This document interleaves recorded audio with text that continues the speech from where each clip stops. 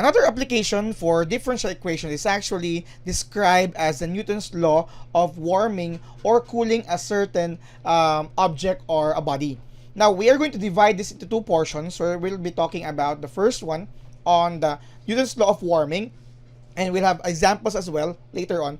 And then later on, we'll be talking about the mathematical model for cooling. Now here, we are given with the assumption that the rate at which a temperature, we have here d of capital letter T over d small letter t of a body changes is proportional to the difference between the temperature of the body, meaning our capital letter T would be the temperature of a certain object, while our small letter t is actually time. And then we have here the ambient temperature of actually T sub m. So this is actually the assumption for the model, and we'll be using here the process of solving a differential equation to derive with the formula. So we're given here with the idea that d t over d small letter t is proportional to the difference between the temperature of the body, let's say temperature of the body, and the surrounding medium or the environment, the ambient temperature. This is the assumption, and from this one we can actually guarantee a certain formula which would describe the process of identifying the temperature or the time intended for a certain body to be warmed, meaning the temperature is being increased, something like that. This would be equivalent to the formula d of t of dt equal to a certain k multiplied with the same the expression on our right hand side. This is because we have here the concept of proportionality as indicated by the statement is proportional to the difference. That is why we have that form here. So from this, we are going to solve for a certain formula, in this case probably the temperature of the body. We're going to solve for t later on out from this specific formula here. So what we need to do here is actually to just separate it, separate the variables, the capital letter T and a small letter t here, but again it is with respect to time. But first, let's try to separate the variables in such a way that on one side of the equation would have the t, the capital letter t's, and the other one would be the small letter t. So for this here, we have dt over dt is equal to your k, the constant of proportionality of the difference of t and tm.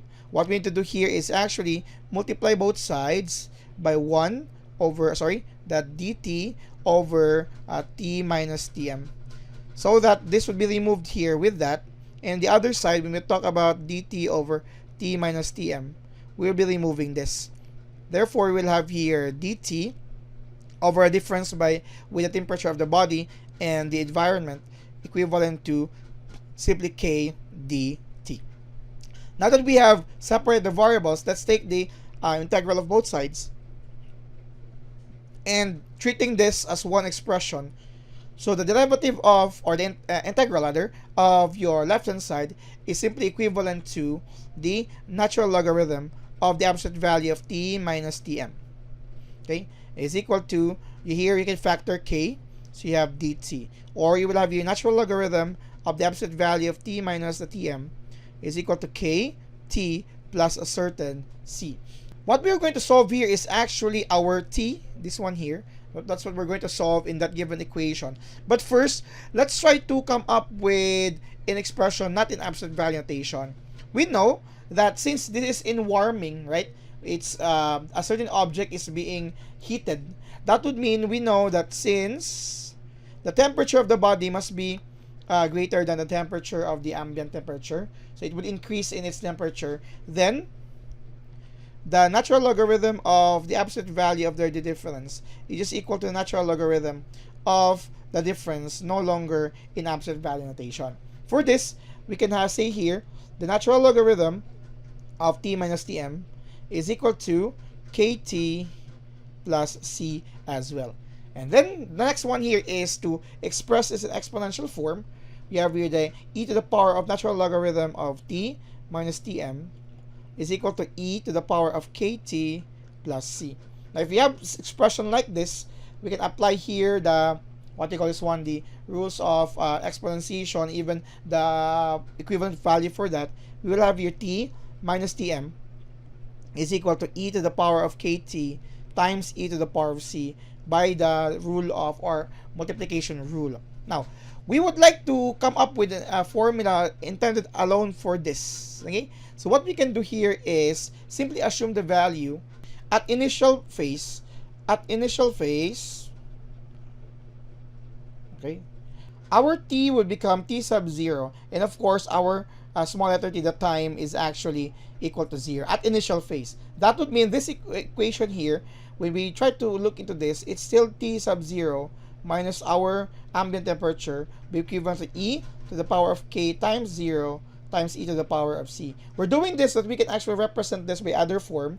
So you have here t sub 0 minus t sub m is equal to e to the power of 0 times e to the power of c. So t sub 0 minus t m is equal to e to the power of c. You would like to use this expression here.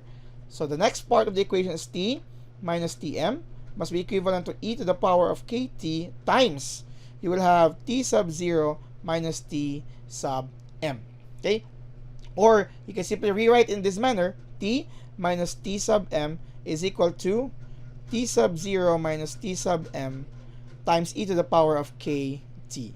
And since we're solving for t, we can add both sides by t sub m. What we'll have here for final form, the mathematical model for Newton's law of warming, t is equal to tm, that's positive, plus t sub 0 minus t sub m e to the power of kt. This is the formula that we will be using later on as a model of Newton's law of warming a certain body. It's actually indicated the final temperature of a certain body when being warmed is equivalent to its initial, or the temperature of the ambient, ambient or the environment.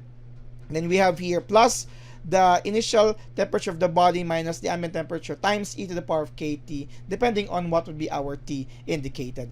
This is how we derive the formula for warming for Newton's law, its mathematical models, again derived using the separation of variables here, using the assumption already identified.